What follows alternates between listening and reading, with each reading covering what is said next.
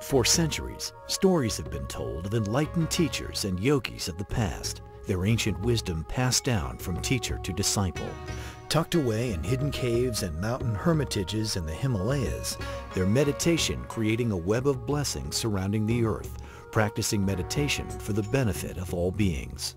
A far cry from today's modern, fast-paced world with its speed, endless to-do lists, and busy schedules. Tibet, a land known for its deep tradition of meditation and spiritual development, has been in jeopardy since the severe disruption of its culture by the Chinese invasion in the 1950s.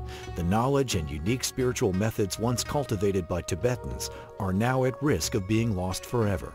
But an American woman who grew up in New England has dedicated her life to the practice, preservation, and adaptation of these precious teachings for the West, establishing a place for the practice of meditation thanks to the Tibetan tradition in southwest Colorado. Meditation is important to the world in a very intangible way and yet very important way. You breathe in all the suffering of the world, and then you breathe out love and compassion. To have people in the world doing that at this time when we're going faster and faster and things are more and more crazy and hectic and speedy, to have people stopping and going into meditation, and all our meditation is done for the benefit of all beings. One of the first American women to be ordained as a Tibetan Buddhist nun by the great Tibetan Lama, the 16th Karmapa, second only to the Dalai Lama, Lama Tsultrim spent her early years studying in monasteries, caves, and Himalayan mountain hermitages with some of the great meditation masters. She is now a Lama, or Tibetan Buddhist teacher herself, and in 2007 was recognized in Tibet as the emanation of a great 11th century woman teacher. But as a child, she grew up far away in New Hampshire as the daughter of a small-town newspaper publisher. Her grandmother gave her a book of Buddhism when she was 15. This awakened a keen interest in Tibet, and at the age of 19, she traveled to India and met the Tibetans. As soon as I met the Tibetans, that was it for me. I just knew that I was home. And so I never particularly thought I would be a Lama or a Buddhist teacher. I just wanted to follow that path, whatever it was. It was at the age of 22 that she met the Karmapa and was ordained.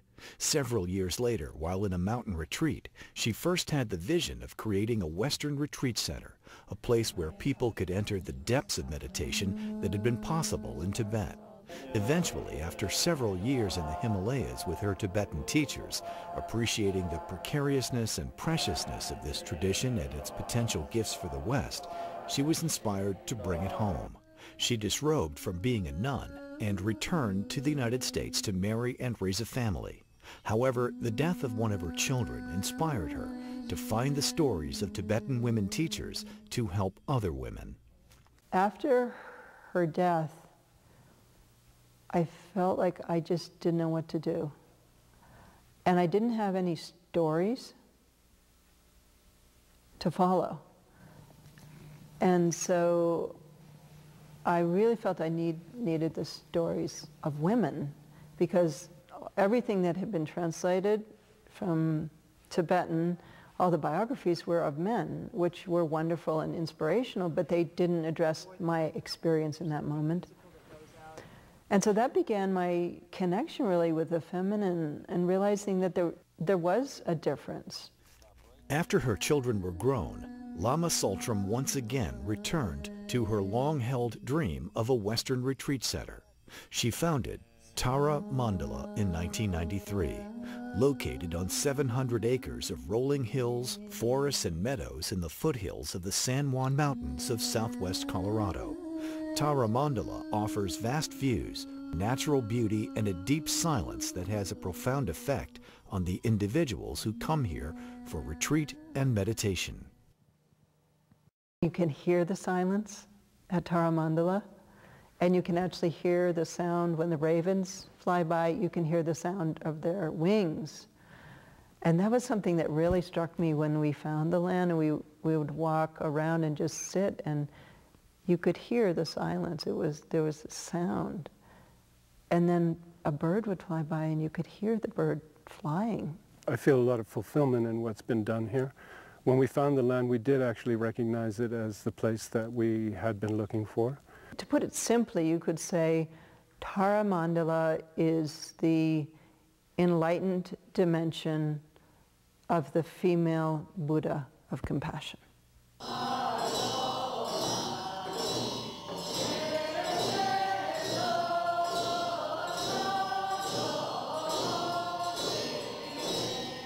think what's been so beautiful in my experience here is that integration of all aspects of our world, and so in our case of family and work and spiritual practice, and that our children go up with this as part of their everyday world, is what happens in their community and their friends. There was an integration of spirituality and emotions that I hadn't experienced in any other spiritual practice I had studied or investigated. And it really, I could feel myself being much more integrated in terms of what I was feeling, how to manage my emotions, and to be more peaceful in my life. Like Thoreau's cabin at Walden Pond, Tara Mandala's solitary retreat cabins are tucked deep in the wilderness. Retreat offers the chance to observe one's own mind and to go deeply into meditation in a way that is impossible in our busy lives. Realizing what Thoreau and Emerson were doing and what they were thinking about, I realized it's actually been part of our heritage for a long time. And so in a way, Tara Mandala is kind of hooking back into that inspiration that they had to go back to nature in a deep way, not just to go live in the country, but to be present, be fully present with nature. Prayer and also the aspiration that we have as Buddhists to benefit all sentient beings. Primarily, that's what motivates us. And I think just that aspiration in itself brings a lot of benefit of not focusing on the self, but focusing on the benefit of other people. In 2007, Lama Tsultrim led a pilgrimage back to Tibet, where she was recognized by the resident Lama as an emanation of Maczig Labdron, the very teacher who inspired her latest book entitled Feeding Your Demons. In this book, she adapted ancient Tibetan knowledge to help the very roots of modern suffering today. The book gives a 5-step method to transform demons into allies, feeding our demons, the forces we find within ourselves that obstruct us, our fears, self-hatred, addictions, and illnesses. Rather than fighting those demons, the book leads the reader from polarization to integration, allowing the energy tied up in those demons to become an ally. It's a way to take those things that are dragging us down in one way or another, either physically or emotionally blocking us, and transforming that into a positive energy, an ally. Now more than ever, in a world that is going faster and faster, there is a need for meditation, reflection, and retreat. Tara Mandala and the teachings of Lama Tsultrim are providing that unique expression of Tibetan tradition and the sacred feminine, offering a repository of wisdom that was at risk of being lost forever. For more information, visit taramandala.org.